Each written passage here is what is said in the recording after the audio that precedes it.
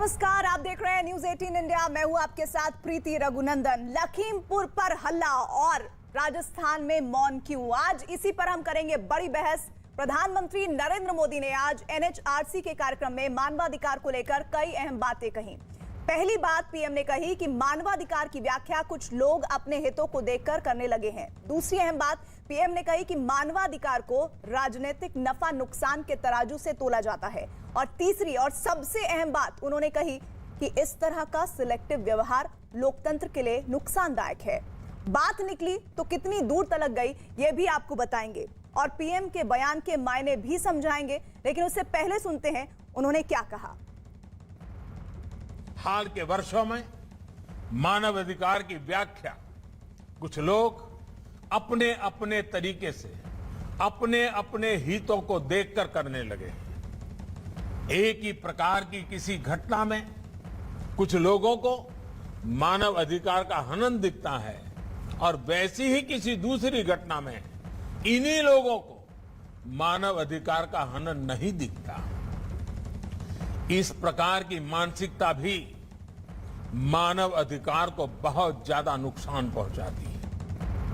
और जैसा हमने कहा कि बात निकली है तो अलग अलग तरह से इस बयान के मायने भी समझे जा रहे हैं और उसी पर बात करने के लिए हमारे साथ आज एक बड़ा पैनल जुड़ रहा है। अनिला सिंह प्रवक्ता बीजेपी से हमारे साथ हैं, मुकेश शर्मा हैं प्रवक्ता कांग्रेस पार्टी के, राजकुमार भाटी जुड़ रहे हैं प्रवक्ता समाजवादी पार्टी के और शुभ्रास्ता हैं फाउंडर द चर्न की। साथ ही धर्मवीर चौधरी प्रवक्ता बीएसपी से हमारे साथ जुड़ रहे हैं। आप सभी मेहमानों का बहुत बहुत स्वागत। लेकिन कैसे इस पूरे बयान को बीजेपी ने हवा दी है वो भी आपको बताते हैं। दरअसल पीएम मोदी ने मानवाधिकार को लेकर अपने अपने हिसाब से व्याख्या करने वालों पर बड़ा हमला किया है। वो हमला क्या है? बीजेपी ने गांधी परिवार और पूरे विपक्ष पर लखीमपुर घटना को लेकर इसी को लेकर हल्ला बोला है। बीजेपी ने लखीमपुर मामले को लेकर कांग्रेस पर सिलेक्टिव विरोध का आरोप लगाया। आप देख रहे हैं कि उत्तर प्रदेश में किस प्रकार की राजनीति करने की कोशिश हो रही है। बार बार भारतीय जनता पार्टी ने कहा है और आज पुनः मैं कहता हूं, लखीमपुर खीरी में जो हुआ है वो दुखद है। उस पूरे विषय में एक अनबायस्ड इन्वेस्टिगेशन चल रहा है, किंतु दुखद है कि जिस प्रकार की राजनीति कुछ राजनीतिक पार्टी कर रही हैं और वोट की खेती करने की कोशिश कर रही हैं, वो हम सब देख रहे हैं। और खास करके गांधी परिवार, प्रियंका जी और राहुल जी आज अपने आप को champions of Dalit right, champions of human right के रूप में प्रोजेक्ट कर रहे हैं। तो चलिए डिबेट को ओपन करते हैं और सीधे रुख कर लेते हैं मुकेश शर्मा जी का। कांग्रेस पार्टी के प्रवक्ता हैं मुकेश जी, संबित पात्रा को आपने सुना, प्रधानमंत्री ने मानवाधिकार पर एक स्टेटमेंट दिया और कैसे उस पूरे बयान को उन्होंने आपको घेरते हुए कह दिया है कि आप लोग पूरी घटना को सिलेक्टिव नजरिए से देख रहे हैं। लखीमपुर में अगर कुछ होता है तो राजस्थान में भी उतना ही कुछ हुआ है, आपको वहां भी जाकर देखना चाहिए, समझना चाहिए। ऐसे में कांग्रेस पार्टी सिलेक्टिव कैसे हो जाती है? प्रीति जी, प्रधानमंत्री जी ने बिल्कुल ठीक फरमाया। वो चूंकि ये जो उन्होंने कहा है वो उन पर ही लागू होता है। इस देश को ये जानने का अधिकार है कि लखीमपुर खीरी में किसानों को कुचलकर उनकी हत्या कर दी जाए गृह राज्य मंत्री के बेटे द्वारा, और प्रधानमंत्री जी लखनऊ जाकर अमृत महोत्सव में भाग लें और एक शब्द किसानों की हत्या पर ना बोले, एक शब्द किसानों की पर सहानुभूति के लिए ना बोले उसी प्रदेश की राजधानी में, तो ये सिलेक्टिव विरोधी तो है। प्रधानमंत्री जी ने अपने ऊपर ही कहा है, हमारे ऊपर नहीं कहा है। आप गलत समझ गई हैं। और मैं कहना चाहता हूं जी जी इससे बड़ा नहीं, मुझे अभी बात, आपने मुझे मौका दिया, बात मुझे 1 सेकंड 20 सेकंड में पूरी कर रहा हूं। आपने दूसरी बात कही कि मानव अधिकारों का हनन में कुछ लोग सिलेक्टिव विरोध कर रहे हैं। यही नरेंद्र मोदी जी 9/11 के बाद गुजरात के जब मुख्यमंत्री थे मुंबई में प्रेस कॉन्फ्रेंस कर रहे थे और मामलों में चुप रहते हैं। इसके साथ साथ जहां तक सवाल राजस्थान का है, राजस्थान में जो घटना हुई है तुरंत प्रभाव से अपराधियों को गिरफ्तार किया गया है। वहां किसी मंत्री के बेटे ने किसी को कुचला नहीं है। यहां तो किसानों की हत्या हुई है, गाड़ी चढ़ाई गई है। सुनियोजित षड्यंत्र के तहत पूरी भारतीय जनता पार्टी सत्याकांड में बाकायदा खट्टर साहब का जो वीडियो आया था, गृह राज्य मंत्री कहते हैं मैं मंत्री और विधायक से पहले कुछ और भी था। सरेआम धमकी देने के बाद ये घटना ठीक हुई है। है और मुकेश प्रधानमंत्री जी जी जवाब चुप ले है। लेते हैं आपके इन सवालों का। अनिला जी हमारे साथ है, रुक जाइए। चुल्लू भर पानी में डूब मरना चाहिए बीजेपी के लोगों को।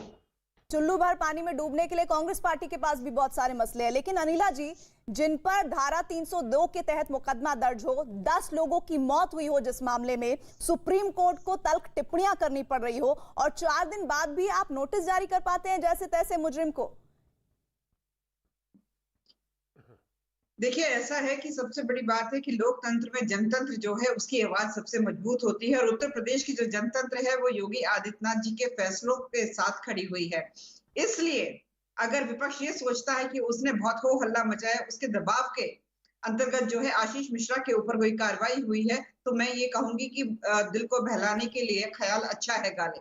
और जिस प्रकार से जब एसआईटी ने उनको बुलाया और 12 घंटे से ज्यादा ड्रिलिंग हुई है, ड्रिलिंग के बाद उनको गिरफ्तार करके हिरासत में भेज दिया गया है, तो फिर चुप ही हो गए।